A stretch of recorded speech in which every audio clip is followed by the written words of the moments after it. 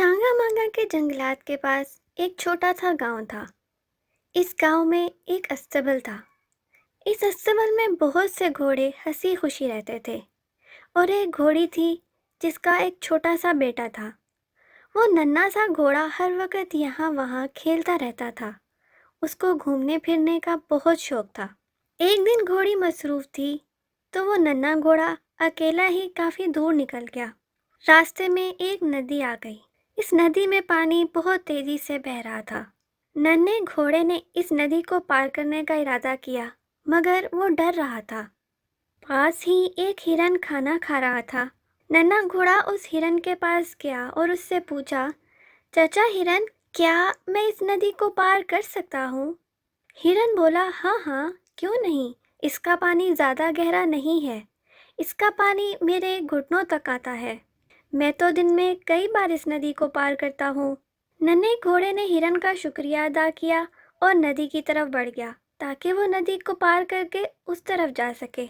अभी वो नदी के पास पहुंचा ही था कि एक नन्ही गुलहरी ने चीखना शुरू कर दिया, नदी में मत उतरना, नदी में मत उतरना, ये बहुत गहरी है। कल ही मेरी एक सहेली ने नदी को पार करने की कोशिश की, वो डूब गई। अब नन्हा घोड़ा बहुत परेशान हो गया। उसे समझ नहीं आ रहा था कि चचा हिरन की बात ठीक है या ये नन्ही गुलहरी ठीक कह रही है। इसी सोच में नन्हा घोड़ा घर की तरफ वापस चल पड़ा। जब नन्हा घोड़ा वापस आ गया तो उसकी माँ ने पूछा, क्या हुआ बेटा, तुम परेशान लग रहे हो? घोड़े ने अपनी माँ को सारी बात बताई कि रास्ते में एक नदी है। नदी के पास ही एक चचा हिरन से मिला। उन्होंने कहा कि पानी बहुत गहरा नहीं है, वो दिन में कई बार इसको पार करते हैं। लेकिन अभी मैं नदी की तरफ बढ़ा ही था कि एक गुलहरी ने चिल्लाना शुरू कर दिया कि कल ही उसकी बहन डूब गई है। मैं इसको पार करने की कोशिश बिल्कुल ना करूं। मुझे समझ नहीं आ रहा क्या मैं उस नदी को पार कर सकता हूँ या नहीं। उसकी माँ मुस्कुरा कर बोली, ये बात तो तुम्हें खुद ही सोचनी है। क्या तुमने उनकी बातों पर गौर किया है? नन्हे घोड़े ने सर हिला दिया और बोला, मुझे कुछ समझ नहीं आ रहा अम्मी जान। सफ़ेद घोड़ी ने अपने बेटे को समझाया कि चचा हिरन के कद के हिसाब से पानी बहुत कम है, जबकि गुलहरी तो नन्ही सी है, वो तो थोड़े से पानी में भी डूब सकती है। उसके लिए नदी का पानी वाकई बहुत गहरा है। उन दोनों ने अपने अपने तजर्बे के मुताबिक बिल्कुल दुरुस्त बताया है। अब तुम्हें अपने कद और अपनी काबिलियत के मुताबिक फैसला करना होगा।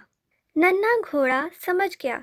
उसने अपनी अम्मी का शुक्रिया अदा किया और नदी की तरफ चल पड़ा। नदी के किनारे हिरन और गुलहरी मौजूद थे। वो दोनों अभी भी अपनी बात पर कायम थे, जो कि एक दूसरे से बिल्कुल बरअक्स थीं। वो दोनों अपनी अपनी जगह दुरुस्त थे। अब नन्हे घोड़े ने खुद फैसला करने का इरादा किया। उसने अपने कद को हिरन के कद के साथ नापा और नदी की तरफ बढ़ गया। पहले उसने अपने अगले कदमों को नदी में दाखिल किया और फिर बहुत एहतियात से नदी पार कर ली। इसे इस बात का अंदाज़ा हो गया कि इसके कद के हिसाब से ना तो पानी इतना गहरा है जितना गुलहरी ने कहा था और ना उतना है जितना चचा हिरन ने कहा था। नदी के उस पार उसने खूब खाना खाया, सैर की और शाम को नदी के पानी से नहाकर घर चला गया।